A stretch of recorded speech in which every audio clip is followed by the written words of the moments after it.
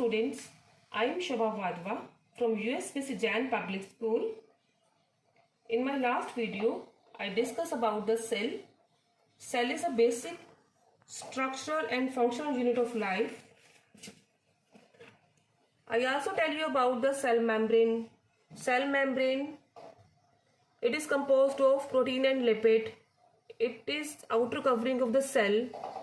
So it has special function that it allows certain material to go inside or outside the cell.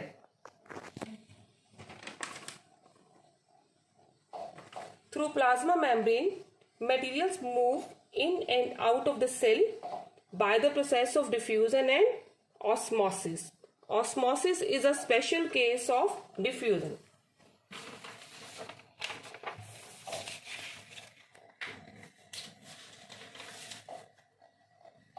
Unicellular freshwater organisms and most plant cells tend to gain water through osmosis. Absorption of water by plant root is also an example of osmosis. Diffusion is important in exchange of gases and water in the life of a cell. Cell also obtain nutrition from its environment. Cell membrane, it is very flexible in nature. Flexibility of cell membrane also enables the cell to engulf in food and other material from its external environment, as in case of amoeba. This process is known as endocytosis. Now next topic is cell wall. Cell wall is another covering present in plant cell. Cell wall is hard and rigid structure. It is composed of cellulose. Cellulose is a complex substance, provides structural strength to the plants. Cell wall permit the cell of plants, fungi and bacteria to withstand very dilute external media without bursting. Because of their walls, such cell can withstand much greater changes in the surrounding medium than animal cell. Now the next topic is nucleus.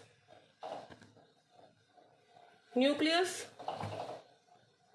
has a double layer covering called nuclear membrane. This membrane is porous in nature. It allows some material to go inside and outside the nucleus. Inside the nucleus, entangled mass of thread-like structure is present, which is known as chromatin material. Chromatin material is present inside the nucleus. When the cell is about to divide, this chromatin material, it arranges into chromosome. It means chromosomes are visible only when the cell is about to divide. Otherwise, chromatin material is visible. Now, what are chromosomes? Chromosomes are information source.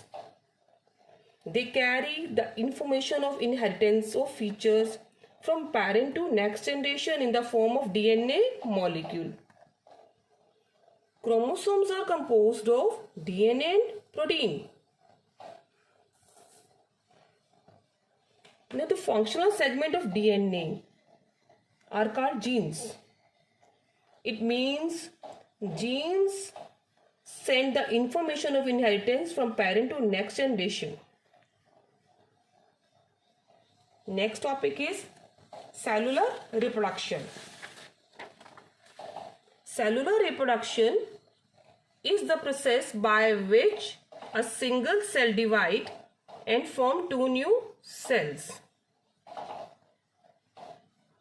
Now there are two types of cells, that is prokaryotic and eukaryotic cell. Prokaryotic cell, it is present in bacteria and blue-green algae. It is primitive type of cell as it do not contain nuclear membrane. Membrane-bound cell organelles are absent. The nuclear region which is not having the nuclear membrane, it is known as nucleoid. It is a special feature of prokaryotic cell. They are not able to divide.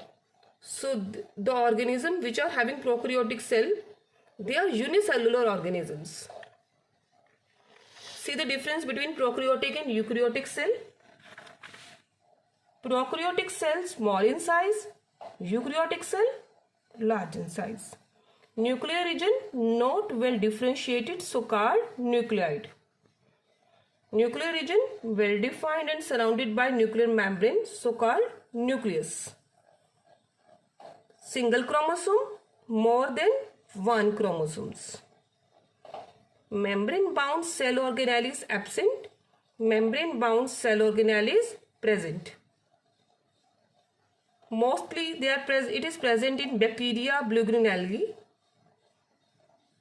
and it is present, we can say it is present only in the unicellular organisms. Plants and animals, they have the eukaryotic cell because their cell is having nuclear membrane. So they are having the eukaryotic cell.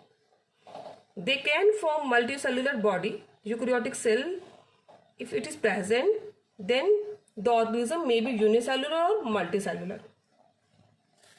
Next is